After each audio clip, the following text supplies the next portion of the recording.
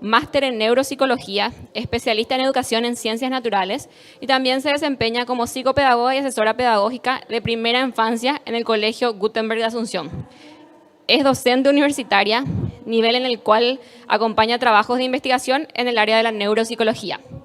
También dicta talleres en instituciones educativas de gestión pública y privada de todo el país. Ahora sí, Romina, ella está casada, es estudiante actualmente cursando el segundo año de la maestría de psicología clínica. Es psicóloga de nivel inicial y primer ciclo, es profesora de la materia de desarrollo personal y social en el primer ciclo en el Colegio Gutenberg de Asunción. Es licenciada en psicología clínica, especialista en didáctica universitaria, tiene un diplomado en educación inclusiva, diplomado en resolución de conflictos, otro diplomado en peritaje en acoso de abuso sexual infantil y actualmente se desempeña en el cargo de psicóloga del nivel inicial y primer ciclo.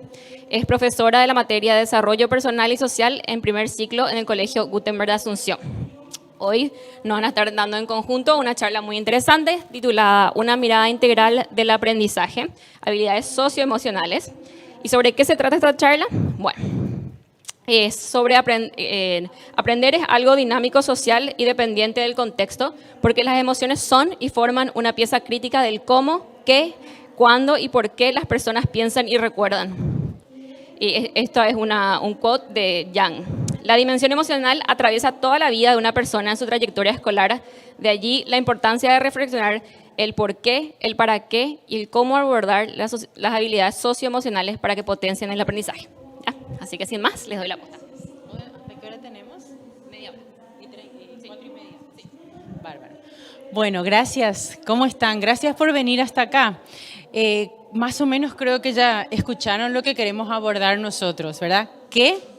¿Por qué y cómo abordar las habilidades socioemocionales? Y la verdad que nos alegra mucho con Romy haber escuchado desde hoy cómo están cuidando esta área, ¿sí? Y todo lo que nosotros preparamos, yo le dije hoy a Romy, qué audaces que fuimos de mandar nuestra presentación antes de escucharle a todos los especialistas internacionales, pero nos alegra mucho que vamos en sintonía. Y nosotros le queremos contar un poco lo que hacemos, como para aterrizar un poco estas ideas de cómo trabajar las habilidades socioemocionales hoy, ¿sí?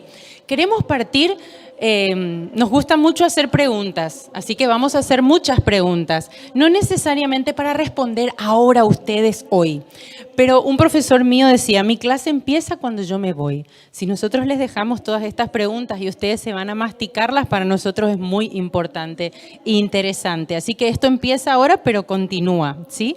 Les queremos pedir que piensen primero, ¿qué docentes recuerdan?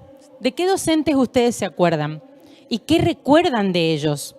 Y hay docentes que prefieren no acordarse, ¿y por qué? Y ahora me imagino, ¿todos ustedes son docentes? Creo que sí. Toditos son docentes acá, ¿verdad?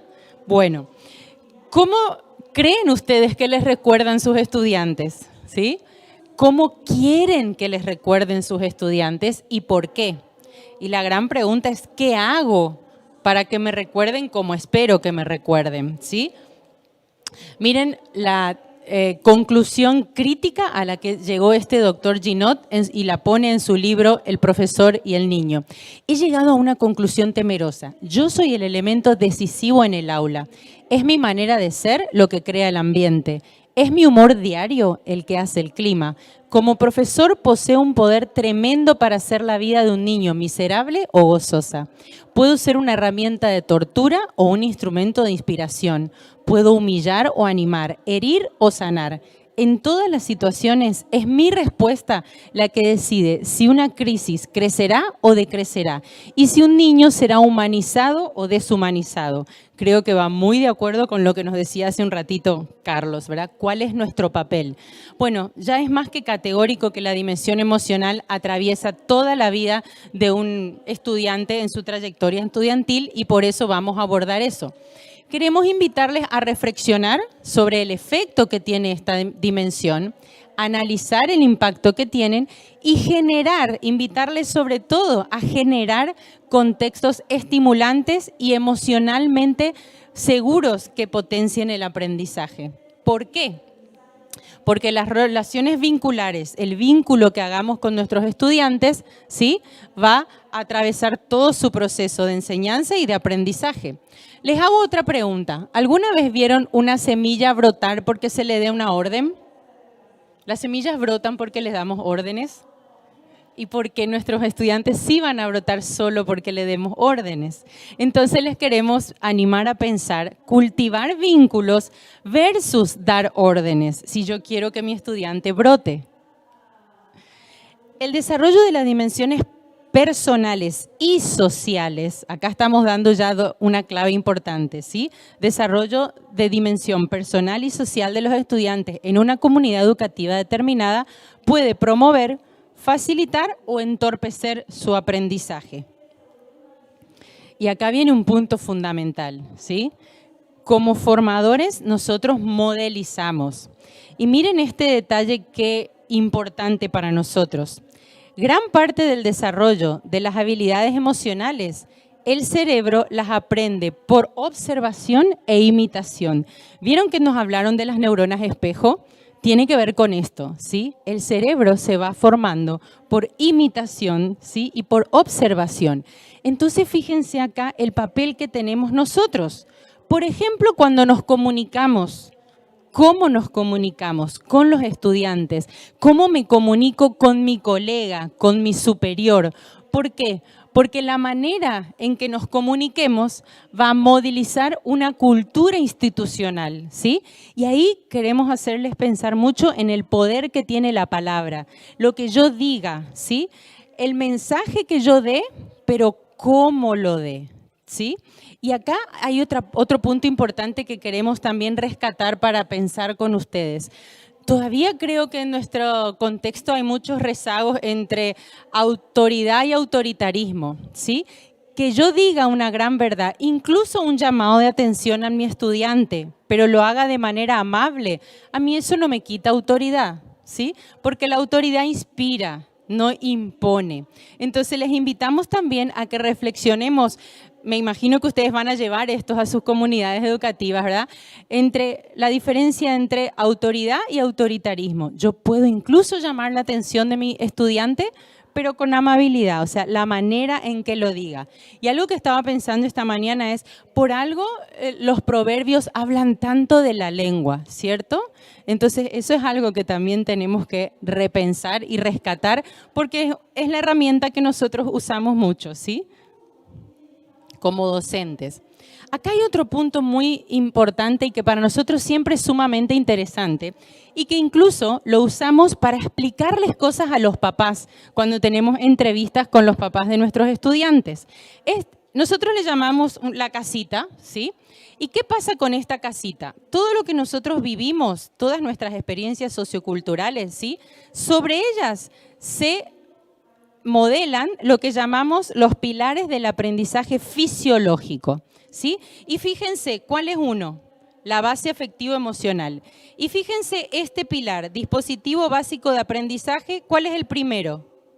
La motivación. No podemos desvincular la motivación de la base afectivo-emocional, ¿sí? ¿Y qué pasa? Nosotros como pedagogos, como formadores, buscamos poner este techo, ¿sí? Ustedes seguramente desarrollan diferentes disciplinas, diferentes materias, ¿cierto? Pero fíjense, ese techo, ¿sí?, del aprendizaje pedagógico lo queremos poner sobre los pilares del aprendizaje fisiológico. Si las emociones están alteradas o si la motivación no está, que es un dispositivo básico para aprender, ¿cuánto me va a costar a mí como docente poner el techo de esta casita? ¿Vamos bien hasta ahí? ¿Sí? Entonces, no es un tema menor y por eso nos alegra tanto que lo hayan puesto como un eje en este seminario, ¿sí? Y fíjense, dijimos que son pilares del aprendizaje fisiológico. ¿Y por qué hablamos de fisiológico? Porque las emociones tienen activación neurofisiológica, ¿sí? Ahora mismo no vamos a entrar a detallar mucho, ¿sí?, todas estas partes del cerebro. Pero yo les quiero mostrar, justamente hoy mencionaron la importancia de las metáforas. Y hay una metáfora que me parece tan interesante para entender nosotros, sin ser especialistas en el cerebro, y para hablar con nuestros alumnos, que es la siguiente que les quiero mostrar. Sí, acuérdense de esto, de la amígdala, no de esta, sino de la amígdala del cerebro. Y miremos lo siguiente, miremos qué potente es esta metáfora, ¿sí? Levanten todos la palma de su mano, ¿sí? Fíjense, vamos a hacer lo siguiente, vamos a representar nuestro cerebro con la palma de nuestra mano, ¿dale? El brazo va a ser la médula espinal. Esta parte como de la muñeca, el tronco encefálico. Ahora, el dedo gordo lo vamos a meter acá en la palma y este va a ser el sistema límbico, o sea, el que controla las emociones a nivel neurofisiológico. Y ahora acaricien, envuelvan su dedito gordo así, ¿sí? Con sus dedos, ¿ven? Es como si fuera que yo estoy así de costado y este es mi cerebro, acá.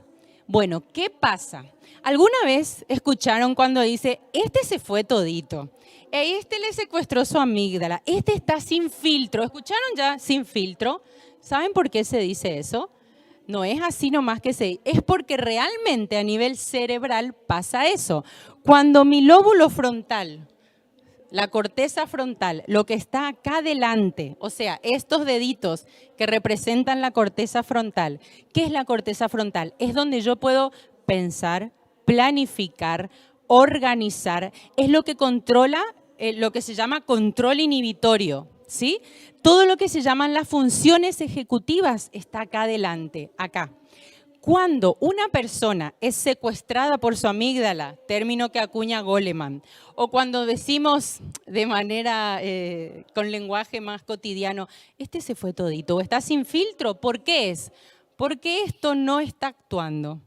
¿Sí? Está como destapado. Mi lóbulo frontal no está regulando mis emociones.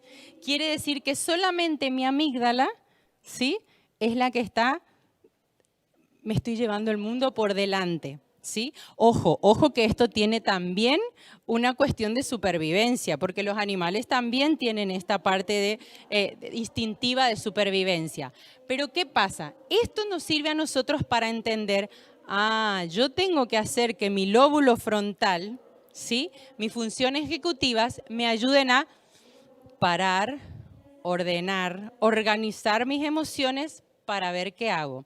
Y esto nos sirve también para enseñarles, como decía Carlos, para enseñarle educación emocional a nuestros estudiantes, incluso desde chiquititos. ¿Por qué? Porque esto es fácil de entender para ellos, ¿sí? Incluso de hacer este gesto como que estoy por explotar y si hago así, me hace acordar que tengo que pensar antes de decirle de todo a mi compañerito, a mi mamá, a mi profesora, a quien sea, ¿sí? Espero que esta metáfora les haga acordar no solo que las emociones tienen, ¿sí?, sustrato neurofisiológico, sino que esto le podemos enseñar a nuestros estudiantes desde chiquititos y que nos ayude a nosotros también a organizar, ¿sí?, a modelar y a formar nuestras emociones, ¿sí? Y ahora, ¿para qué abordamos esto? Ya dijimos por qué, ¿sí? ¿Para qué abordamos las habilidades socioemocionales? Primero que nada, para ayudarnos a aprender mejor. Creo que eso nos han dicho a lo largo de todo el día hoy, ¿verdad? Si aprendemos con emoción, vamos a recordar, vamos a transferir. ¿Se acuerdan que hoy la señora de la uva que nos hablaba mucho de transferir, de aprendizaje significativo? Si yo aprendo algo que no puedo transferir, que no puedo usar en otro contexto, es un aprendizaje inerte versus un aprendizaje profundo, un aprendizaje con significado, ¿sí? Cuando yo aprendo algo y me emociona, yo voy a poder realmente hacerlo profundo y transferir a diferentes contextos también. Va a ser lo que siempre hablamos, aprendizaje significativo, ¿cierto? Y acá otra cosa que también nos nombró Carlos hace un rato, la inteligencia emocional. Podemos decir que la inteligencia emocional, hablando en un lenguaje por ahí más cotidiano, es aprender a vivir conmigo mismo y con los demás, ¿sí? Entonces, ¿para qué abordamos las habilidades socioemocionales? Para aprender mejor y para aprender a vivir conmigo mismo y con los demás también. Pensemos algunas cosas más. Piensen en una persona de su entorno que a ustedes consideren que tiene mucha inteligencia emocional. ¿Cómo la describirían? ¿Qué cosas suele hacer en su interacción con los otros? ¿De qué manera lidia con los conflictos? ¿Cómo hace para concretar sus objetivos personales? ¿Cuán satisfecha sienten que está con su vida? Miren cuando dice qué manera lidia con los conflictos. A ver, pensemos. ¿Está sin filtro siempre o logra regular? ¿Sí? ¿Ven la conexión ahí que tiene? Ahora pensemos en alguien que nos parece que tiene poca inteligencia emocional, aunque puede ser muy inteligente en otros aspectos. ¿Sí? ¿Qué atributos tiene? Y ahora pensemos en nosotros mismos. No vamos a contestar. ¿Cuán desarrolladas sienten que tienen su inteligencia emocional? ¿Y qué toman en cuenta para decirlo? ¿Sí? ¿Cuál es la evidencia, ya que estamos con investigación? Ahora, pensemos otra vez. Si yo tengo que formar un grupo de trabajo, ¿qué características voy a buscar para convocar a las personas para mi grupo de trabajo? ¿Sí? Y ahora viene una gran pregunta para nosotros. ¿Cómo aterrizamos esto en el aula, en el día a día, en el colegio? ¿Qué hacemos como formadores para que el día de mañana convoquen a los que son hoy nuestros estudiantes, como estuvimos escuchando a lo largo del día? Y acá viene un gran aliento, ¿sí? La inteligencia emocional se aprende. Así como hay alfabetización científica, también hay alfabetización emocional, ¿sí? Y hay alfabetización de las habilidades sociales y emocionales. Y eso nos va a explicar mejor cómo hacer en el aula o en la institución en que estén, así sean directivos, coordinadores, nos va a explicar mejor Romy porque es lo que ella hace cada día. Bueno, buenas tardes. ¿Me escuchan bien? ¿Sí? Bueno, entonces, estoy retrocediendo. ¿Cómo nosotros ayudamos a nuestros chicos a ejercitar sus habilidades socioemocionales?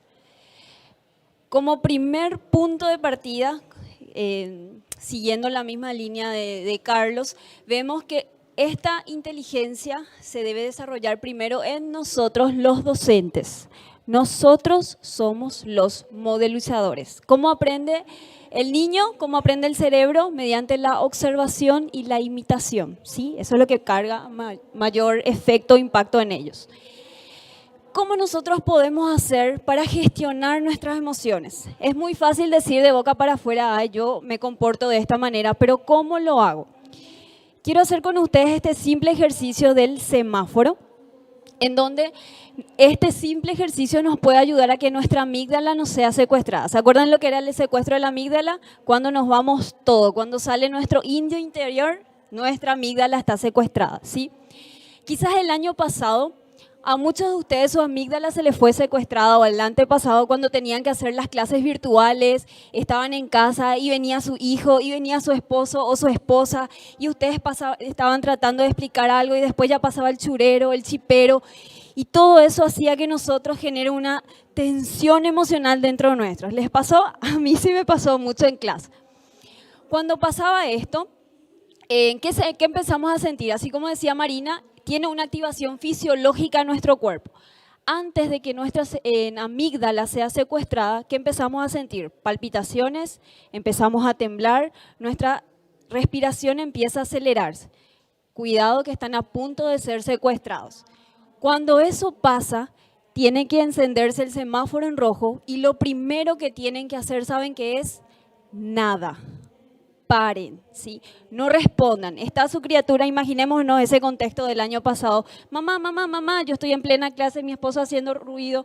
Mamá, mamá, mamá, en vez de poner en muto, apagar la cámara. ¿Qué querés, mi hijo? Reventar contra, generalmente solemos hacer eso, reventar contra el más cercano a nosotros, nos damos esa libertad. En vez de hacer eso, parar y detener, contener, autorregularnos, ¿sí? Se prende el semáforo en rojo.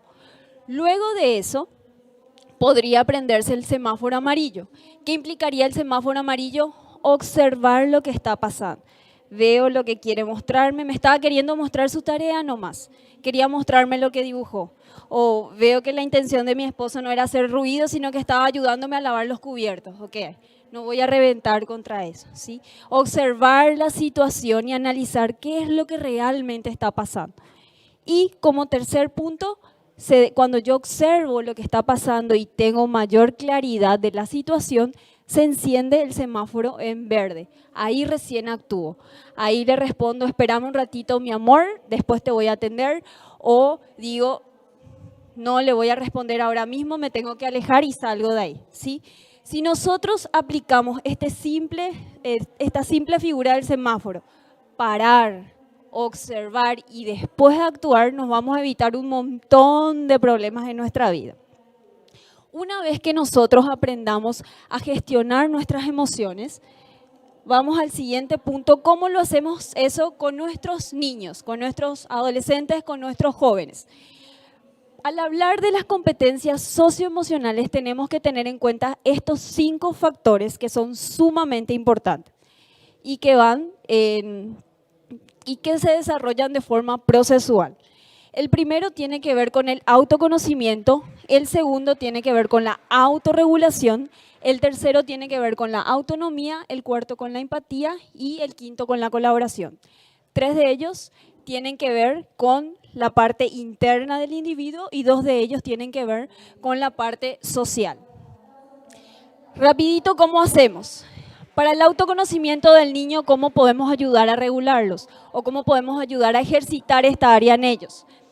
Con los más pequeños, del nivel inicial hasta el segundo grado, lo que ellos necesitan aprender es poner en palabras lo que sienten. Ellos todavía no te van a decir me siento triste, me siento enojado. Ellos van a hacer cosas que nos van a hacer dar cuenta que está pasando algo en su vida. ¿Cómo lo podemos hacer de una forma concreta? Mediante las caritas felices, tristes, enojadas, entonces él va indicando, yo me siento de esta manera, entonces nosotros ponemos en palabras lo que él siente. Te sentís triste, te sentís enojada, ¿sí?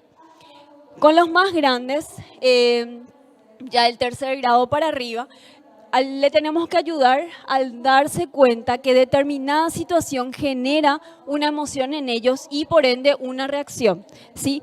Ayudarles a que ellos puedan entender que cuando me pasa eso, yo me siento de esta manera y suelo reaccionar de esta manera, ¿sí? Ellos necesitan identificar o aprender a identificar estas conexiones que existen con su emoción. ¿Cómo lo podemos hacer? Mediante preguntas reflexivas. Paso rapidito porque tenemos poco tiempo. Luego está la autorregulación.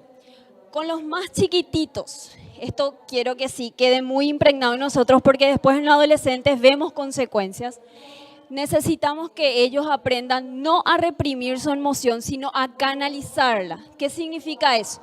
Que ellos aprendan que es normal, así como decía Carlos, es normal que te sientas triste, enojado, eso no está mal. Ahora, el punto es cómo yo reacciono frente a esta emoción. Cuando estoy enojado, ¿qué hago? En vez de agarrar y patearle a mi compañero, ¿qué puedo hacer? Pienso con ellos, ¿sí? Puedo ir, apartarme, puedo correr, ¿sí? Con los más grandes es reflexionar junto con ellos de qué estrategias ellos pueden encontrar para autorregularse, ¿sí? Cuando yo estoy muy enojado, cuando estoy muy triste, ¿qué hago? Salgo a correr, escucho música, ¿sí? Ver ciertas actividades pensadas por ellos mismos que le ayuden a canalizar esta emoción intensa que están sintiendo. La autonomía, ¿sí? Con los más pequeños. La idea en ambas edades, ¿cuál es? Que ellos mismos aprendan de estrategias o aprendan cuáles son las estrategias que ellos tienen para poder autorregularse, autocontenerse. Sí, esa es la idea básica en ambas edades. Se trabaja de distintas maneras con ambos. Por ejemplo, cuando utilizamos mucho en el colegio lo que son las preguntas reflexivas. Cuando ellos vienen, los más chiquititos, y dicen, profe, no me dejó jugar. En vez de decirle, anda, le acompaño, le digo, deja de jugarle fulanito. No hacemos eso, sino que le preguntamos, ¿le preguntaste ya para entrar a jugar? Algunos te dicen, no, anda a preguntarle, yo te miro desde acá. Le preguntan y juegan. O a veces, sí le pregunté y no me dejó. Entonces, ver, ¿qué podés decirle para que te deje jugar? Hacerle preguntas que a ellos le hagan pensar cómo pueden solucionar su situación. Con los más grandes podemos, aparte de las preguntas reflexivas, podemos hacer estudios de caso, ¿sí? Podemos plantear un caso y ver cómo ellos resuelven esto. Luego tenemos la empatía, que todos ya conocen, es un término súper utilizado. ¿Cómo trabajamos esto con los niños? Con los más pequeñitos nosotros aprovechamos las situaciones conflictivas para trabajar la empatía. Cuando le hizo algo a su compañerito, en vez de sancionarle, decirle vas a hacer esto, esto, esto, le decimos, ¿cómo pensás que él se sintió cuando le dijiste gorda o cuatro ojos? ¿Sí? No le tenemos que decir cómo te sentirías vos si te dicen eso, porque algunos te dicen a mí no me importa, y cierto, no le importa. Hay que hacerle pensar cómo el otro se siente y aparte de eso, hacerle pensar cómo puede retribuir esa acción, ¿sí? Con los más grandes podemos hacer juegos de roles, en donde, por ejemplo, el tema del bullying, podemos hacerlo, lo suelo hacer en clase como juego de roles, que cada uno tiene que representar algún aspecto, algún componente del bullying, y ellos van después haciendo, analizamos después esta situación. Me apuro porque el tiempo nos corre, ¿sí? Y por último, tenemos la colaboración, ¿sí? El punto central aquí es que ellos entiendan que le necesitan también al otro para salir adelante, que el otro también es necesario, que no solamente yo importo, sino que el otro, mi relación con el otro, lo que pueda conseguir junto con el otro es muy importante, ¿sí? Para eso, en el colegio proponemos el tema del trabajo colaborativo y el trabajo por proyectos que Marina le va a estar comentando un poquito más. Gracias, Romy. Uno de los principios que queremos que más se lleven es el siguiente. Tenemos que ser intencionales en la formación, ¿sí? En la alfabetización de las habilidades socioemocionales.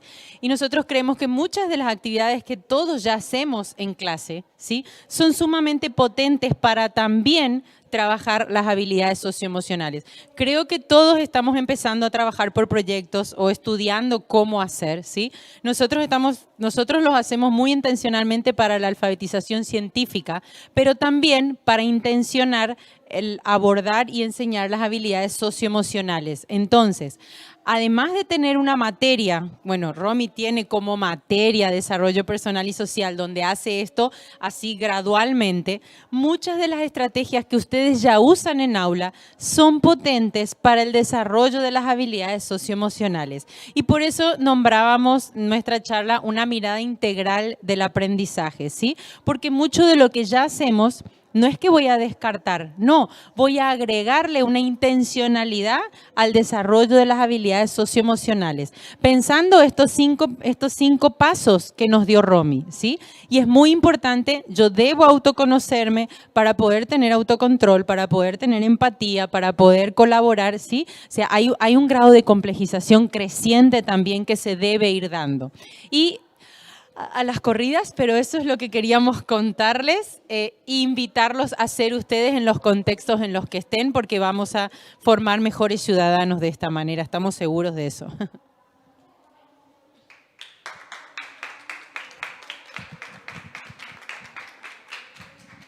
Muchísimas gracias.